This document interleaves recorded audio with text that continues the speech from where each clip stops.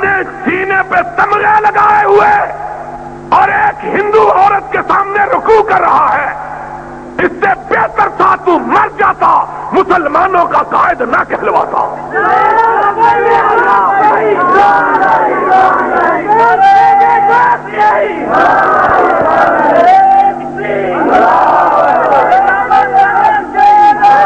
کیا کہتے ہو؟ آج کہتے ہیں اگر یہ بے غیرتی کرنی تھی پھر وہاں جانے کی کیا ضرورت تھی؟ ہائے! اور لوگوں ایک بات سن لو، سی آئی ڈی والوں لکھو، اس کو پہنچاؤ، جو اپنوں سے لڑا کرتے ہیں وہ بیگانوں سے لڑنے کی ہمت،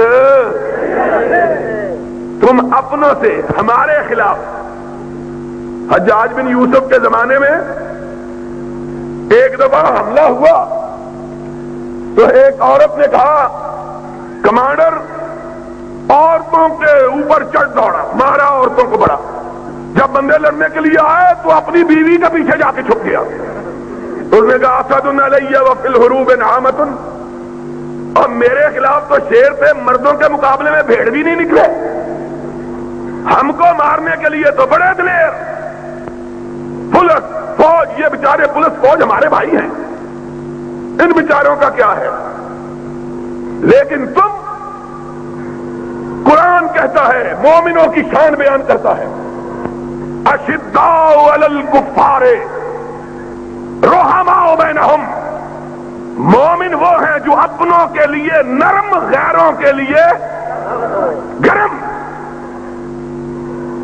ہو، ہلکا یاراں تو بریشم کی طرح نرم ہو، ہلکا یاراں تو بریشم کی طرح نرم، رزم حق و باطل ہو تو فولاد ہے مومن۔ لیکن یہ مومن شب موم کر لیا، سحر آہن بنا دیا۔ ہمارے لیے فولادی اور اندرا گاندھی کے بیٹے کے لیے موم کا، اور لکھا ہے اخباروں نے، لکھا ہے کہ اندرا گاندھی کے بیٹے نے سلام بھی نہیں لی، یہ جھپے مار کے ڈال گیا۔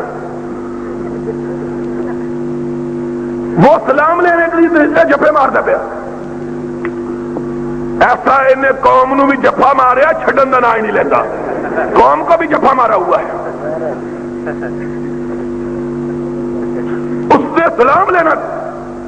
اور لوگ کہتے ہیں ڈپلومیسی ہے، یہ ڈپلومیسی اسلام کے اندر نہیں ہے، یہ اسلام کے اندر، یہ ڈپلومیسی اسلام کہتے کیا ہے؟ کہتے ہیں کوئی بات نہیں، ہم کو بچا لیا ہے۔ ہم نے کہا بزدلی سے اگر کوئی قوم بچا کرتی تو کبھی بہادروں پہ موت نہ آتی۔ بزدلی بھی کبھی قوموں کو بچاتی ہے، قوموں کو بہادری بچاتی ہے۔ آؤ، اگر یقین نہیں آتا تو محمد کے ستاروں کو دیکھو، صلی اللہ، سرور کائنات کی وفات ہو چکی ہے، آپ کی نعش مبارک مسجد نبی کے ساتھ حجرہ صدیقہ میں رکھی ہے۔ لوگوں کو پتا چلتا ہے 4 گروہ، 4، ایک کوہستان کے قبائل کا، ایک مسلمہ کے ساتھیوں کا، ایک مانعین زکات کا، ایک روم کے لشکروں کا، 4 گروہ مدینہ کی طرف دیکھ رہے ہیں۔ اور مسلمانوں، آج تمہیں اپنی تاریخ بھی بھول گئی ہے، آج کچھ یاد نہیں رہا، آج ہم سب چیزیں بھول چکے ہیں، آج ہم نے کفر کو اسلام اور اسلام کو کفر بنا دیا ہے، آج خرد کا نام جنو اور جنو کا خرد رکھ دیا ہے۔ گزری ابھی مسلمان، اور سوچو تو صحیح، آج بھی جس کے دل میں ایمان ہے، نبی کی وفات کی بات سن کر اس کی آنکھوں میں آنسو آ جاتے ہیں، آتے ہیں کہ نہیں آتے؟ نبی اور جن کے پاس نبی تھا علیہ الصلاۃ جو ان کے پیچھے نمازیں پڑھتے تھے، جو اس کے جھنڈے کے نیچے جہاد کرتے تھے، اور جو اس کے چہرہ پرانوار کو دیکھ کے اپنے آپ کو جنتی بناتے تھے، جو اس کے چہرے کو دیکھ کے اپنی آنکھوں کو ٹھنڈک میں ڈالتے تھے، آج کس کو دیکھیں؟ آج ان کو نبی کا چہرہ اقدس نظر نہیں آتا۔ کتنا بڑا غم ہے۔ میں کہتا ہوں سارے کائنات کے غم میں ایک طرف، اکیلے مدینے والے کی وفات کا غم، امام کائنات نہیں رہا۔ تو غم کا عالم یہ تھا کہ بلال نے حضور کی وفات کے بعد اذان کہنی چھوڑ دی تھی، اور جب لوگوں نے کہا تھا بلال اذان کیوں نہیں کہتے، تو اس نے کہا تھا اب اشہد ان محمد رسول اللہ کہہ کے میں کس کے چہرے کو دیکھوں گا۔ لوگوں کے غم کا عالم، غم کی حالت یہ تھی کہ لوگ کہتے تھے اگر ہمارے سینوں پہ احد پہاڑ بھی رکھ دیا جاتا تو سینہ اتنا مچلا ہوا اور مسلا ہوا نہ دکھائی دیتا جتنا محمد کریم کی وفات سے دکھائی دیا۔ اور فاطمہ الزہرا نے کہا تھا صبت علی مصائب لو انہا صبت علی الیام سرن لیالیا، مجھ پہ میرے باپ کی وفات کے ساتھ اتنے غم ٹوٹ پڑے کہ اگر دنوں پہ ٹوٹتے تو دن سیاہ ہو جاتے، راتوں میں بدل۔ اتنا غم ہوا کہ فاروق جیسا بہادر آدمی اپنے اعصاب گم کر بیٹھا، اس نے تلوار نکال لی اور کہا جو کہے گا کہ محمد فوت ہو گئے میں اس کی گردن کو اڑا دوں گا۔ ہوش حواس گم ہو گئے۔ مدینے میں اس طرح ہو بکا ہوا کہ اس طرح معلوم ہوتا تھا زمین کا کلیجہ شک ہو جائے گا، آسمان پھٹ جائے گا، اتنا لوگوں کو غم تھا۔ عین اس غم کے عالم میں خبر پہنچی کہ قبائل کوہستان نے ارتداد کا اعلان کر دیا، غیر مسلم ہونے کا اعلان کر دیا، اور صرف یہی اعلان کیا نہیں بلکہ مدینے پہ چڑھائی بھی کر دی۔ ابھی یہ خبر ختم نہیں ہوئی، اور سنو سنو، ہمارا ضیاء کہتا ہے ہم کس سے لڑے، ادھر انڈیا ہے ادھر کابل ہے۔ ہم نے کہا دشمن بھی دو ہی ہے، یا شمال کا ہے یا مشرق کا اور جنوب کا ہے، اگر تم ان سے نہیں لڑ سکتے تو فوج رکھنے کی ضرورت کیا ہے؟ پھر کراچی کے سمندروں سے لڑنا ہے؟ پھر کس سے لڑنا ہے؟ یا اپنی قوم سے لڑنا ہے؟ دشمن تو یہی ہے۔ ان کا مطلب یہ ہے کہ دشمن بھی ہماری مرضی کا چھوٹا سا ہونا چاہیے، تب ہم لڑیں گے۔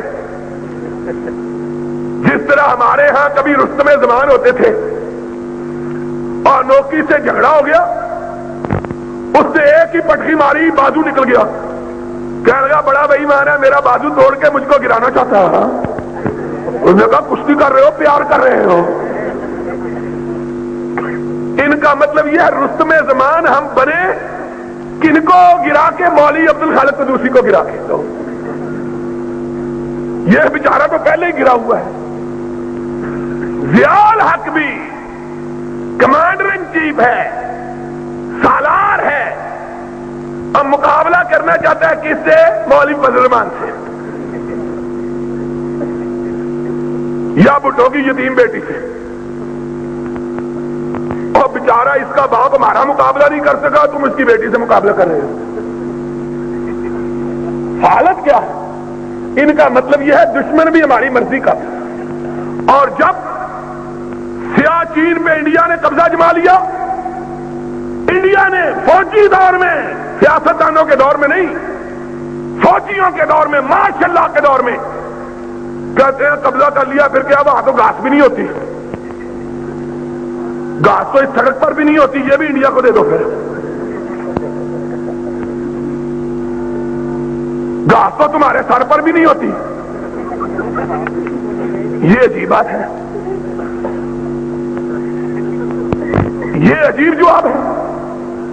قومیں مقابلے کرنے کے لیے یہ سوچا کرتی ہیں گھاس ہوتی ہے کہ نہیں ہوتی. وہ کسی بھئیے کی طرح کہیں گے ہمارے ماموں کے گھر آنا تو پھر ہم سے لڑائی کرنا, پھر ہم تم کو دیکھیں گے. بھئی لڑائی کے لیے پہلے تمہارے ماموں کے گھر ڈھونڈے کدھر ہے. ان کا حال دیکھو ذرا. یہ مسلمان ہیں جنہیں دیکھ کے شرمائے یہود. کیا مسلمانی ہے؟ تم ہنستے ہو. کعبے کے رب کی قسم رونے کی بات ہے, رونے کی بات ہے, رونے کی. جب 313 تھے تو ڈرے نہیں تھے. جب 313 تھے تو اور اب 10 کروڑ ہے اور منہ پتیلے جتنے بڑے ہیں. 10 کروڑ. لیکن کونین کے تاجدار نے کہا تھا, کونین کے تاجدار نے کہا تھا F-16 بھی ہیں, F-15 بھی ہیں, معراج بھی ہیں, مگ بھی ہیں, لڑتے نہیں. اور کونین کے تاجدار نے جب مومنوں کو لڑایا, نہ کسی کے پاس تیر تھا نہ تلوار تھی, کسی کے پاس نیزہ تھا تو ڈھال نہیں تھی, اگر کمان تھا تو چھوڑنے کے لیے تیر نہیں تھا, اگر تیر تھا تو بچاؤ کے لیے زرہ نہیں تھی, لیکن تھا تو رب پر ایمان تھا, اللہ پر اعتماد تھا.